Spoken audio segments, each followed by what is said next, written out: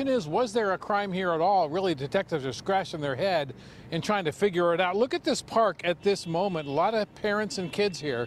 Much different story earlier this morning. Here's what it looked like from Sky 9. That's when police arrived this morning and found a lot of blood.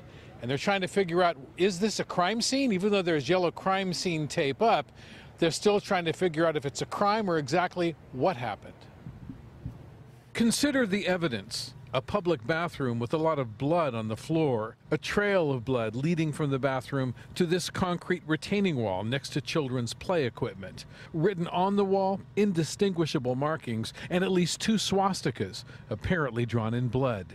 Then a trail of bloody footprints that lead away from the park, along the sidewalk and down the street. Ari Friedman is a member of the Jewish community who lives nearby. He heard the commotion, came to the park, and captured this cell phone video. Had to be incredibly unsettling to look at those images that apparently were cast in blood. Yeah, very unsettling. As I mentioned, 4 grandparents were Holocaust survivors, and, you know, some flashbacks to some of the stories we were told when I was younger. Ari Friedman also captured video of LAPD bloodhounds who followed the scent down the street, then lost it a few blocks away. At this point, we're not sure where that individual is. LAPD detective Megan Aguilar. We did a search. We don't see anyone injured or deceased in the area. We're checking local hospitals, though, trying to figure out who this person is. And while the LAPD is writing a hate incident report because swastikas were apparently written in blood, there is nothing here that's leading investigators to believe there's foul play. I'm shocked. I'm shocked. I'm horrified. We bought a home in this beautiful neighborhood not to get this. Soni Chawla lives 3 doors down. She says members of the homeless community sleep in their cars here. They are here in the night because the restrooms are open. She says a homeless person with mental problems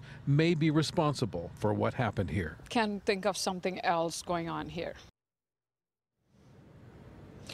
While the kids and their parents are here back at the park, you would never know anything happened here earlier this morning. I should point out LAPD is saying that one of the theories they are actively pursuing is whether or not, as we just saw the woman who lives here say, someone, a member of the homeless community, maybe with some mental issues, could have had some issues this morning and be responsible for this. But it's still an open question. It's really unclear exactly what happened here and why. But one more thing I need to point out. Social media, there's been a lot of play talking about this possibly bloody swastikas near the Museum of the Holocaust. I have to tell you that museum is at least 500 yards away from here. It does not appear to have any connection to that. This is simply a park where a lot of homeless people tend to stay, spend the night, and police are trying to unravel exactly what happened. Let's go back to you.